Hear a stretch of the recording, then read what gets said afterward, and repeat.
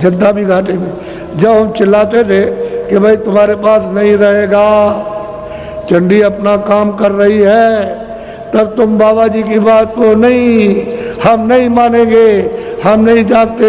अब सारे विश्व में जब अर्थ की कमी आए तो कहाँ गया, ए बाबा जी किधर चला गया।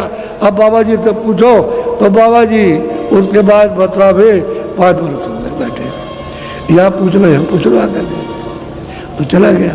सब दर्द गरीब हो गए। तुम नहीं जानते हो चंडी का हाल कि वो क्या करती है। पहले क्या करेगी, गरीब बनाएगी, सब देशों को गरीब बना देगी। सब लोग कहेंगे अमीर गरीब सरकार, जो भी सरकार होगी जिस देश में, कहेंगे भाई पैसा कहाँ चला गया। उसके बाद में अन्न की कमी करेगी। अब सुन लीजिए 3 ही आंकड़े हैं। पहले तो पैसा गया, फिर अन्न की कमी करेगी। तो लोग कहेंगे कि अरे हमारे पास अन्न नहीं है, तो कहेगा नहीं तुम्हारे नहीं जाएगा, हमारे यहाँ कम पड़ जाएगा। समझ गए। अगर ज़्यादा हुआ तो दे दिया, और तो फिर उसके यहाँ भी कम।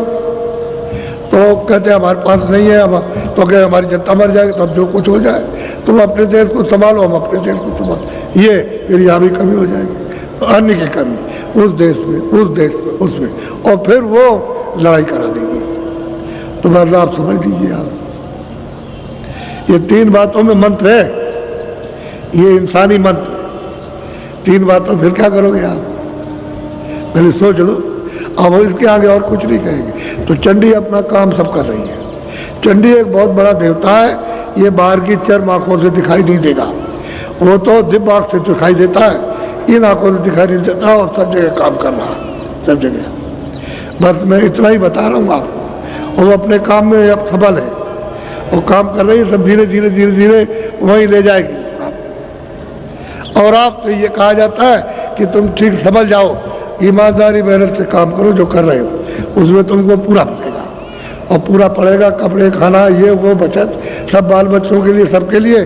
तो तुमको बात सुनते रही हो, हम इसे हाथ कैसे मिल जाए, ऐसे कैसे मिले किसी तरह से, इसको कब मारते हो ले जाए इसका, ये सब में हविस लगी थी। ये हविस क्या है, वो तो पर्दा है, वो तो चला जाएगा। पर्दा किसी के ऐसे हाथ में आता है, इधर से हविस आई और इधर चली गई तो किधर गया। हम तो बहुत ले आए थे कि चिल्लाओगे, चिल्लाते ही वो किधर चला गया, ऐसा ही। तो हविस से हविस मार दे रही। तो इसलिए मेहनत ईमानदारी से करो, मालिक बरकत देगा। और बरकत में बढ़ोतरी, बरकत माने बढ़ोतरी, ये परमार्थ की और स्वार्थ की, शारीरिक ये जो सामान है शरीर अच्छा के लिए, उसकी बढ़ोतरी, यानी ईमानदारी मेहनत से काम में, और आध्यात्मिक भजन में बढ़ोतरी। और तुमने ईमानदारी मेहनत तो इसके लिए कुछ नहीं, परमार्थ का तो कुछ हो ही नहीं सकता। वो तो ईमानदारी और मेहनत पर मुकर्रर है, वो तो आपको बनना ही पड़ेगा, ऐसा नहीं। तो हमने आपको संक्षेप में सब बात बताई। और ये सुनाया कि हमने कहा था कि आपको स्त्रियों का भी सुना देंगे, तो स्त्रियाँ तो बहुत है, अब किस किस का नाम लेके सुनाया जाए। ऐसे ही सबने प्राप्त किया और पुरुषों ने भी प्राप्त किया। अब कबीर दास का अलग है, उन्होंने अलग लोगों को पहुंचाया। हृदयदास जी का अलग, उन्होंने अलग पहुंचाया। फिर चरणदास जी आए, उनका अलग है। तमाम महत्व आए पूरे, और उन्होंने जीवात्माओं को जगा के पहुंचाया। ऐसा नहीं, ये इधर राधा स्वामी, तो राधा कहते हैं सूरतकुल स्वामी नाम मालिक का। असली चीज तो ये है, तो वो भूल जाए तो क्या करेगा। नानक जी भूल जाए तो कोई क्या करेगा। अगर नानक ने कुछ कहा और किताब पढ़ने वाले भूल गए तो नानक का क्या दोष है। वो तो उस समय पर सब बता रहे थे। तो राधा कहते हैं सूरत को, और सीता कहते हैं सूरत को, और जीवात्मा को कहते हैं रूप, और सोल को कहते हैं। और आप कुछ का कुछ समझाओ तो कोई क्या करेगा। अरे राधा सूरत, उस मालिक को उसने प्राप्त किया तो राधा के स्वामी, राधा स्वामी यही है। सीता के स्वामी तो मतलब है कि सीताराम असली चीज ये, उसको राम भी वर्णन किया, उसको अनाम भी वर्णन किया, उसको स्वामी भी वर्णन कर दिया। अब आप उसको न समझो, उल्टा अर्थ की इधर स्त्री होगी तो ये पुरुष नहीं है, सूरत स्त्री है और वो पुरुष है। ये जाके उससे मिली तो कहते मैं अपने स्वामी से मिल गई, वही रूप हो गई। ये जो पर्दा है, पर्दा है, ये वहाँ नहीं पर्दा। तो कोई आदमी जानते नहीं किसी मत को। अब सब लोग भूल जाए तो क्या पता चलेगा, नई जनरेशन आएगी जब कोई नहीं रहेगा सब भूल जाएंगे।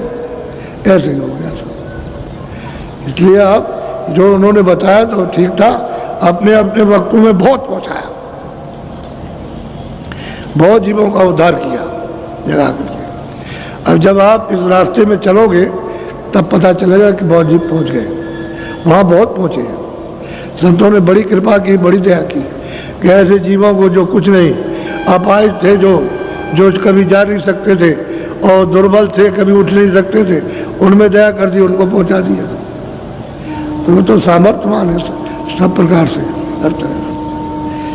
बोलो जय गुरुदेव। पूरा मैदान भरा है और मैदान के बाहर पूरे टेंटों में।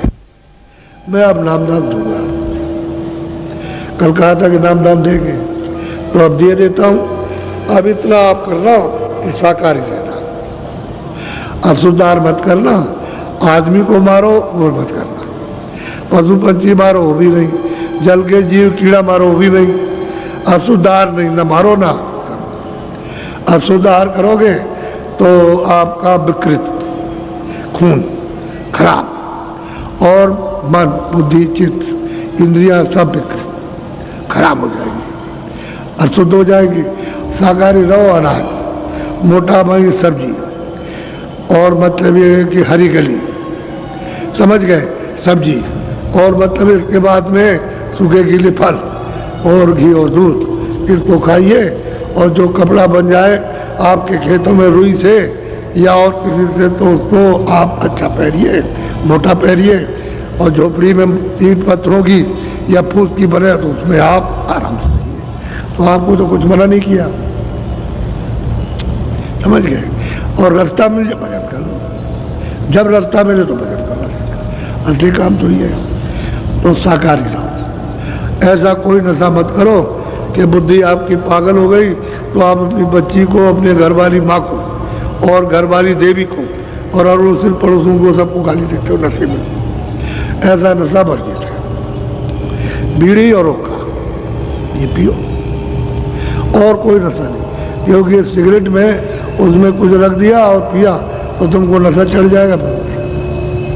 वही नशा तुम्हारे लिए हानिकारक है। तो हानिकारक और शरीर को गला दे और मतलब इंद्रियों को, मन बुद्धि को भ्रष्ट कर दे, खान पान बिगाड़ दे, तो ऐसे नशे का क्या लाभ मिलेगा, कोई फायदा नहीं होगा। तो शाकाहारी रहो और बीड़ी तंबाकू पियो और उसके बाद में कोई नशा नहीं, बाकी कोई चीज़ तो मना की नहीं। घर गृहस्थी में रहो और अपने जो काम करते हो, खेती दुकान दफ्तर का, अपना करो, वो तो ईमानदारी मेहनत के करो, तभी तुम्हारा वो जो पैसा मिलेगा फलेगा, उसी में जुड़ जाएगी मालिक की दया बरकत। काल भगवान की दी हुई बरकत मिलेगी, दयाल की तो बरकत आत्माओं को मिलेगी और ये काल की मिलेगी। तो उसने भी अपनी बरकत रखी है कि जो मेरे नियम का उल्लंघन नहीं करता उसको मैं ये ईमानदारी मेहनत के साथ तो मैं उसको बरकत ये देता हूँ। तो आपका धन भी बढ़ जाएगा, ये भी बढ़ जाएगा, वो भी बढ़ जाएगा, वो भी बढ़ जाएगा, शरीर भी ठीक रहेगा, सीधा सीधा। और ईमानदारी मेहनत से और मोह ममता हटाओगे तो महापुरुष फिर आत्मिक बरकत देंगे। तो उससे रोज बढ़ते चलोगे, अंदर की आँख खोलेगी, बढ़ते जाओगे, चलते जाओगे, देखते जाओगे और धीरे धीरे सब देख करके अपने घर पहुँचोगे, उसमें भी बरकत मिलेगी। ये बात है। तो आप 2 चीज़ों का ध्यान रखना। आज से नामदान जो लेगा वो ये 2 चीज़ें नहीं करेगा, अशुद्ध आहार नहीं करेगा, शुद्ध करो और नशा नहीं। बाकी तो मैंने कुछ नहीं कहा। साधु तो मैं बनाता नहीं, मेरे यहाँ कोई साधु नहीं है। बना बनाया आया उससे कहता हूँ घर बार छोड़ आए तो मैं भजन कर लूँ अगर, और लेकिन यहाँ नहीं, वहाँ दूसरी जगह पर कहीं भजन करो और बेचा ले आना, झोली ले लेना, एक रोटी मांग लेना। और रोटी एक खाओगे दिन में, जब भूख नहीं लगेगी एक खाओगे तो बहुत है। 7 दिन में 7 रोटी एक ले आओ, एक दिन में 7 दिन कहीं मत जाओ, और रोटी खा लो, अपना भजन करो। अब भजन कर लो। इनको कहता हूँ दफ्तर का काम, खेती का काम, दुकान का काम, शाम को बच्चों की सेवा, और उसके बाद में तुम थोड़ा समय भजन में दो तो उतने में तुम्हारा काम हो जाएगा।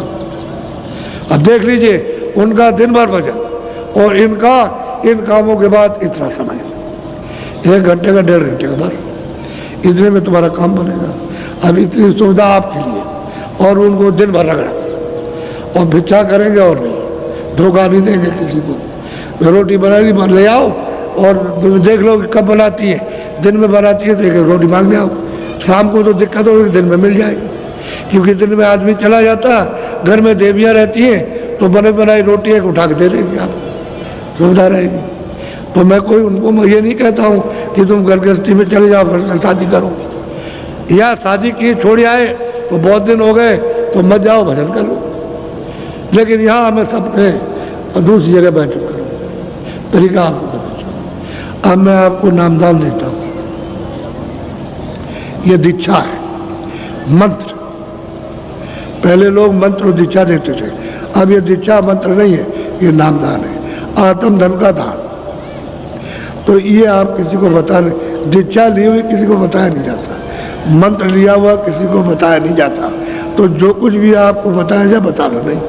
अगर तुमने ये बताया तो वो तुमको बेवकूफ़ और पागल और 10 बुरी बात कहेगा, तो तुमको क्रोध आ जाएगा, तो तुम तो आए थे कुछ लेने, वो फेंक दिया आपने। ऐसा नहीं, अपना चुपचाप रहो।